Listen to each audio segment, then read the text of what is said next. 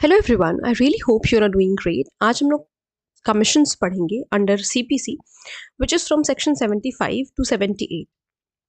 वैसे तो इसको ऑर्डर 26 के साथ पढ़ना चाहिए, बट उसको हम नेक्स्ट वीडियो में डिस्कस करेंगे। अभी हमें सिर्फ और सिर्फ सेक्शंस पर फोकस करना है, क्योंकि ज़्यादातर जो सेक्शन सीपीसी में सेक्शन से ही आपके क्वेश्चंस बनते हैं, चाहे वो जुडिशरी हो या आप एलएलबी के सेमेस्टर के लिए प्रिपेयर कर रहे हो। ठीक है, तो section 75 CPC talks about power of court to issue commission. सबसे पहले कमीशंस इशू कब किए जाते हैं वो तो एक अलग की बात है, लेकिन कमीशन होता क्या है ये जानना ज़रूरी है।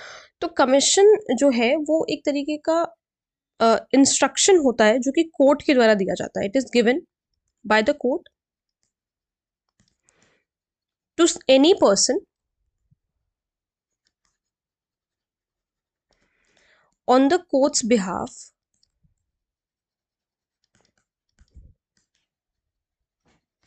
to perform some work। ठीक है, और वो सम वर्क क्या है? ये वर्क जो दे रखा है, ये काम जो दे रखे हैं, ये परफॉर्म करने के लिए। और जो मतलब जो ये काम करता है उसको हम कमिश्नर कहते हैं, कमिश्नर ऑफ द कोर्ट। ठीक है, तो ये बेसिक बात थी कमीशन के बारे में कि कमीशन क्या होता है। एक इंस्ट्रक्शन होता है जो कि कोर्ट देती है किसी ऐसे कमिश्नर को, जिसे हम कमिश्नर कह रहे हैं, किसी ऐसे बंदे को जो कि कोर्ट के बिहाफ पर काम करता है। So subject to such limitations power of court to issue commissions, किस चीज़ के लिए कोर्ट कमीशन इशू कर सकती है। Subject to such conditions and limitations as may be prescribe, जो भी कंडीशंस एंड लिमिटेशंस लगाई गई हैं उसको ध्यान में रखते हुए कोर्ट में issue a commission, court commission issue कर सकती है। टू एग्जामिन एनी पर्सन, किसी पर्सन को एग्जामिन करवाना है तो उसके लिए। To make a local investigation, कोई लोकल इन्वेस्टिगेशन करानी है। टू एग्जामिन और एडजस्ट अकाउंट्स, ठीक है, कुछ अकाउंट्स वगैरह एग्जामिन कराने या उसको एडजस्टमेंट कराना है अकाउंट्स का। तो टू मेक पार्टीशन, किसी प्रॉपर्टी का पार्टीशन कराना है तो इसलिए भी कमिश्नर को अपॉइंट किया जाता है। To hold a scientific, technical और एक्सपर्ट इन्वेस्टिगेशन, इस तरीके का अगर कोई काम है, इस तरीके की इन्वेस्टिगेशन करानी है, then also commission is issued. To conduct the sale of property which is subject to speedy और एंड नेचुरल डिके, कोई ऐसी प्रॉपर्टी है जो कि बहुत जल्दी खराब हो जाने वाली प्रॉपर्टी है, उसका भी सेल अगर कंडक्ट कराना है तो वो भी कमिश्नर ही कराता है। And which is in the custody of the court pending the determination of the suit. और जो कि मतलब ये प्रॉपर्टी कैसी है, natural, speedy and natural DA की तो है, लेकिन ये कोर्ट की कस्टडी में है और इसका भी जो सूट डिसाइड होना बाकी है। ठीक है, to perform any ministerial act, कोई मिनिस्टीरियल एक्ट अगर कराना है तो उसके लिए भी कमिश्नर को या कमीशंस इशू किए जाते हैं। ये तो हमारा हुआ section 75। This is most important आपके प्री के लिए भी और मेंस के लिए भी। Then section 76 talks about commission to another court, अगर किसी दूसरे कोर्ट में कमीशन इशू करना है तो किस तरीके से होगा।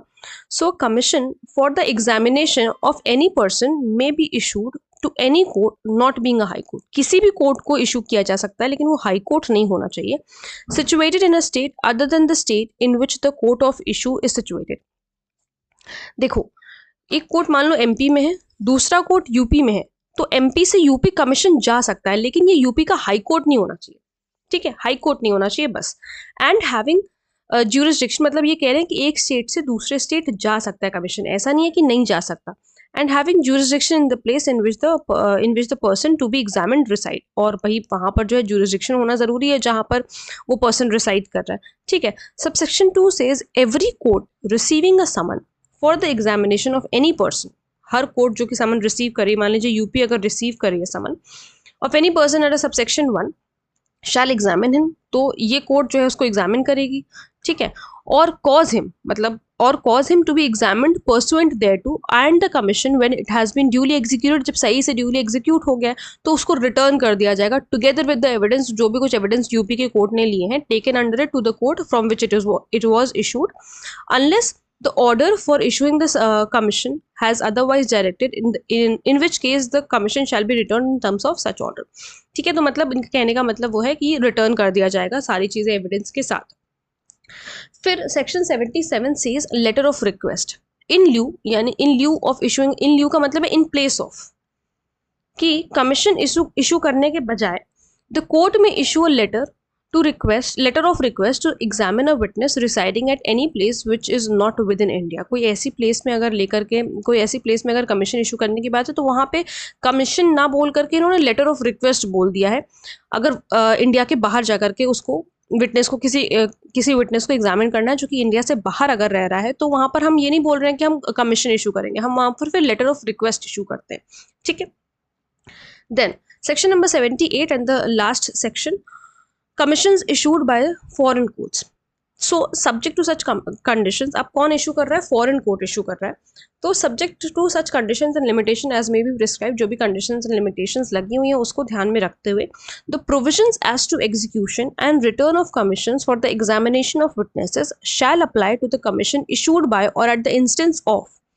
कैसे अप्लाई होंगे, वही कमीशंस पर जो भी कमीशंस इशू किए जा रहे हैं, कहाँ पर अप्लाई होंगे, court situated in any part of India to which the provisions of this court do not extend, जहाँ पे ये वाला कोर्ट एक्सटेंड नहीं करता है, या फिर कोई ऐसा कोर्ट एस्टैब्लिश्ड है, कोई ऐसे कोर्ट एस्टैब्लिश्ड है या कंटिन्यूड है by the authority of central government which is outside India, India के बाहर है लेकिन सेंट्रल गवर्नमेंट जो है इंडिया की वो उसे रन कर रही है, ठीक है।